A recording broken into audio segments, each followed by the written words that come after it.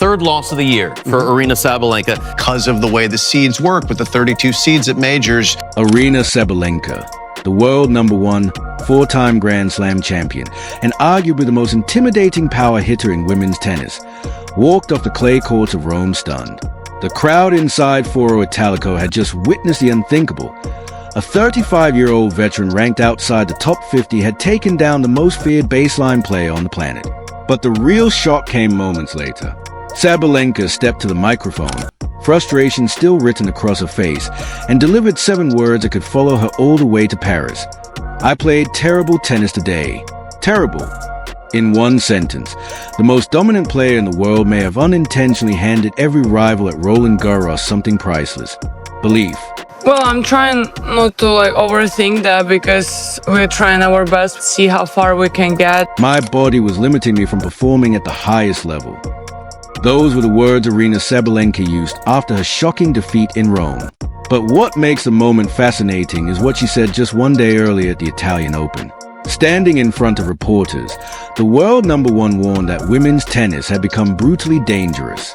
So deep, so competitive, so unforgiving that losing focus or even a few moments could destroy an entire tournament run. She was absolutely right. She just didn't realize she was describing what was about to happen to her. Because while Sabalenka was speaking about the new danger of the WTA Tour, a 20-year-old left-hander from Manila was quietly preparing for Roland Garros with one of the greatest clay court minds tennis has ever known. Alex Eala heard every word. And that is what makes the timing of this story feel so important heading into Paris. Here's what the tennis world needs to understand about Eala entering Roland Garros 2026. She did not receive a wild card. She did not survive qualifying rounds. She earned a place directly into the French Open main draw through ranking alone. The first time in her professional career that her name appears on a Grand Slam entry list without any special exemptions attached to it. No favors, no shortcuts, no asterisks. Just ranking points, victories, and results forcing the tennis world to take her seriously. And she's arriving in Paris with something even more dangerous: preparation built specifically for clay. For weeks, Eala has been working at the Rafa Nadal Academy alongside Tony Nadal, the architect behind 14 Roland Garros titles. Technical adjustments, clay court movement, heavy topspin patterns designed for long rallies on Parisian red clay. That matters, because clay tennis is not just about power. It's about patience, angles, endurance, and constructing points with discipline. Few people in tennis history understand that surface better than Tony Nadal. And now those lessons are attached to Alex Eala at the exact moment the WTA Tour is becoming more unpredictable than ever. Whether Sabalenka intended it or not, her warning about the depth of women's tennis suddenly feels connected to Eala's rise. The top players no longer walk safely through early rounds. The rankings still matter, but fear inside women's tennis has changed direction. Young players are arriving faster, more prepared, and mentally tougher than ever before. And Eala is starting to look like one of them. That's what makes Roland Garros so intriguing this year. Because somewhere inside the draw, there will be seeded players staring across the net at a fearless 20-year-old Filipina left-hander trained on clay by the Nadal system, a player carrying momentum, belief, and absolutely nothing to lose. The warning signs are already there. Rome was not an accident.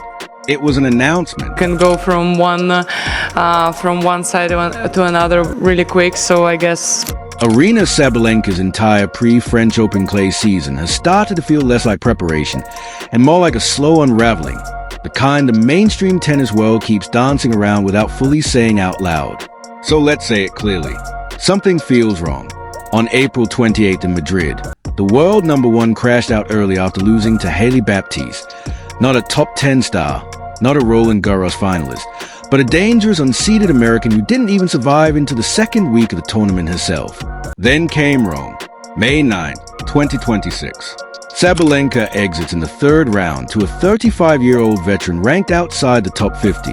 Afterward, she cited physical limitations, admitting her body prevented her from performing at her highest level.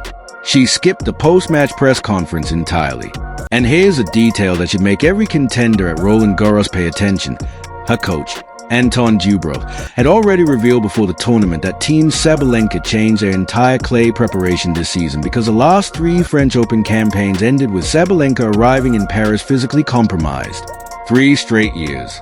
3 straight Roland Garros campaigns affected by physical problems at the one Grand Slam she still hasn't conquered. Now combine that with a warning Sabalenka gave reporters in Rome just before her elimination. She said the WTA Tour had become so deep and dangerous that losing focus or even a second could end your tournament. At the time, the press treated it like a generic champion's quote. But players inside that locker room probably heard something very different. Because while Sabalenka's clay season was wobbling, one specific player was rising fast on the exact same surface. Alex Eala, May 5th, Italian Open first round. Eala destroys Magdalena Frech 6-0 in the opening set. Not survives, destroys. Then after dropping the second set 3-6, she regroups, absorbs the pressure, and closes a match 6-4 in the third. That matters, because clay tennis is about emotional endurance as much as technical skill. Long rallies, momentum swings, patience. Players who panic usually disappear. Eala didn't disappear. She adapted. Then came the second round against Wang Xinyu, an Olympic silver medalist and seeded opponent who had already beaten Eala earlier in the year. This time, Eala solved her completely. 6-4, 6-3. No panic, no collapse, no drama, just control. And suddenly, the Italian crowd, people who barely knew her name days earlier, started chanting for her across court Pietrangeli. Now imagine the contrast from Sabalenka's perspective. You are the world number 1. Your body is failing you at the worst possible time. Your clay season is producing upset losses. Meanwhile, across the tournament brackets, a fearless 20-year-old left-hander from Manila is dismantling seeded opponents and becoming louder with every victory. Then came Aryna Rybakina, world number 2, Grand Slam champion, one of the cleanest ball strikers in women's tennis. Rybakina won the match 6-4, 6-3. But the scoreline didn't tell the whole story. Afterward, Eala calmly said something incredibly important. I'm happy with my performance. I don't think it was an easy win for her. She was right, and what mattered even more was what Rybakina didn't say. There was no dismissive reaction, no suggestion that Eala was inexperienced or overwhelmed. Sometimes silence from elite players is its own form of respect, because elite players recognize dangerous opponents before rankings fully catch up.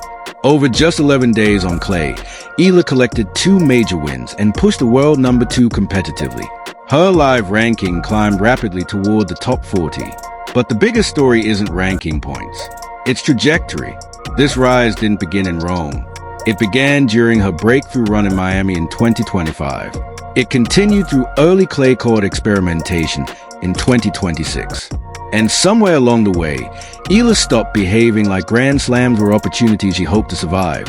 She started behaving like they were stages she belonged on. And now comes the most fascinating part of the story. Look at who is standing in her corner entering French Open.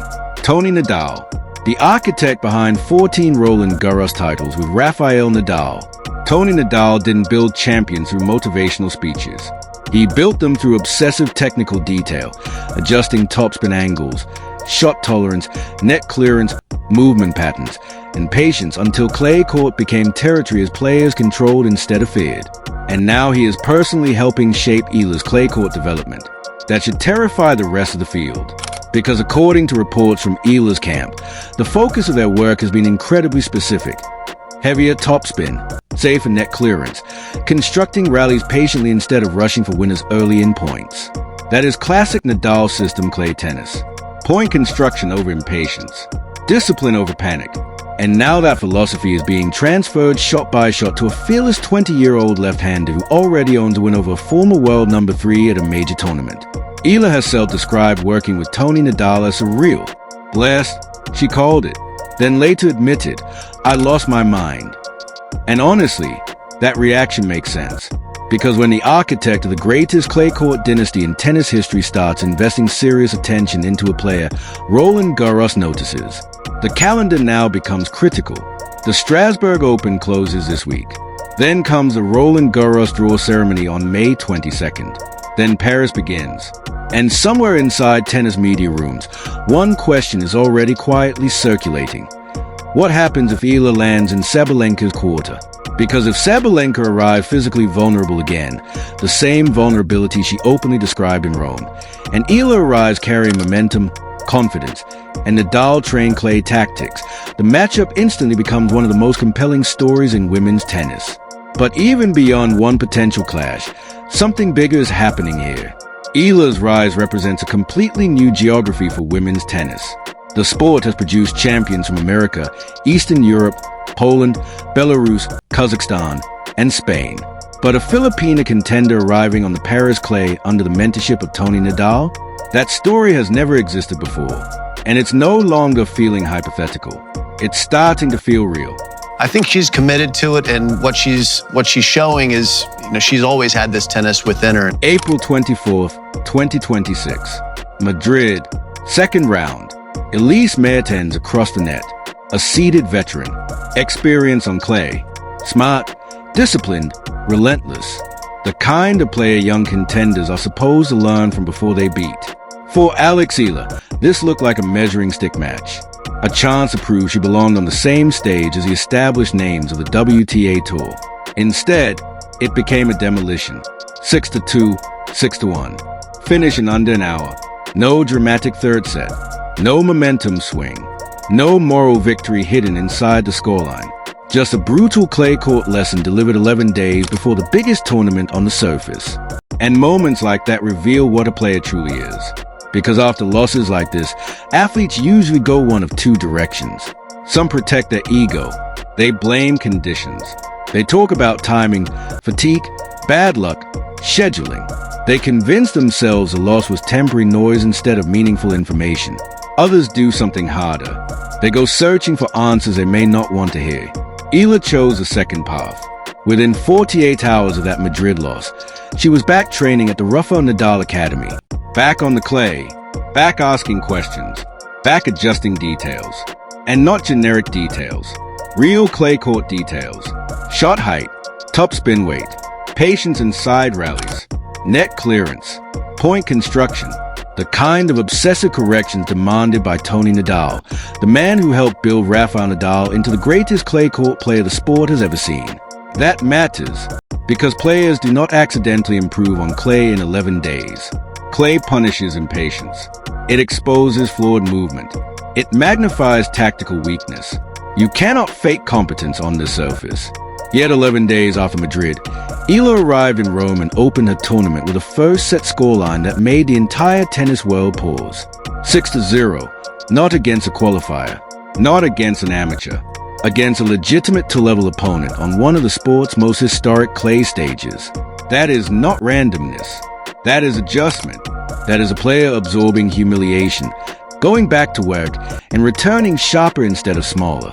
And after her eventual loss in Rome to Elena Rybakina, Eala posted a message on Instagram that quietly revealed everything about her mentality. Rome heard me this time. Read that again carefully. Not sadness, not excuses, not disappointment. A declaration. Rome heard me. And they did. The crowds heard her. The rankings heard her. The WTA heard her. Because while most 20-year-olds are still trying to survive two-level tennis, Eala is beginning to bend tournaments around her presence. Filipino flags appeared in the stands. Italian crowds learned her name. Fans flew in from multiple countries just to watch her play on clay. That is not hype anymore. That is momentum. Meanwhile, on the other side of the women's game, Aryna Sabalenka delivered a warning that suddenly feels dangerously personal. She said losing focus even 1 second on today's WTA Tour could end your tournament. And she was absolutely right, because that exact thing happened to her in Rome. While Sabalenka exited early, citing physical limitations and inconsistency, Eala navigated the same surface with 2 top 50 victories and a competitive battle against the world number 2.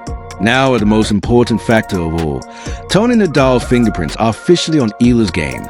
Not symbolically, not casually, technically. The higher topspin, the heavier rally tolerance, the willingness to construct points patiently instead of rushing for winners. These are clay court survival tools built over decades inside the Nadal system. And suddenly, they are appearing in the game of a fearless left-handed Filipina entering the biggest clay tournament of her life. The tennis world is beginning to realize something uncomfortable. This may not be a cute underdog story anymore. This may be the beginning of a legitimate contender arc, and the timing could not be more dramatic. French Open begins May 24th. The draw ceremony arrives May 22nd. Before that comes Strasbourg, Eala's final clay tune-up before Paris. Then everything changes. Because once the Roland Garros bracket becomes official, every conversation shifts from potential to possibility. Who lands in Sabalenka's quarter? Who gets the brutal early draw? Who gets the opening? And somewhere inside those scenarios sits the possibility the tennis world cannot stop watching. Eala versus Sabalenka on Paris clay. The exhausted world number one fighting her own body and pressure versus the rising 20-year-old carrying momentum, belief, and the guidance of the greatest clay coaching system tennis had ever seen. That matchup would not feel accidental anymore. It would feel inevitable. And the most fascinating part? The people who followed Eala closely since Miami 2025 already saw this coming. They noticed the tactical growth before the rankings reflected it. They understood Tony Nadal's involvement before headlines caught up. They watched the mentality change before the results exploded publicly. That group believed something bigger was being assembled. Rome may have been the first major confirmation they were right. Now Paris waits. And Paris does not care about reputation. Clay strips tennis players down to fundamentals. Movement, patience, discipline, endurance, nerve. Which raises a question hanging over the entire women's draw right now. Does Alex Eala actually have a path at Roland Garros 2026? Or does Sabalenka find a way to reassert herself before the pressure fully collapses around her clay season? Because if Eala lands in the right section of the draw, and if the confidence from Rome carries into Paris, the tournament could change very quickly. The red clay is waiting. And this time, the tennis world is finally listening to her name.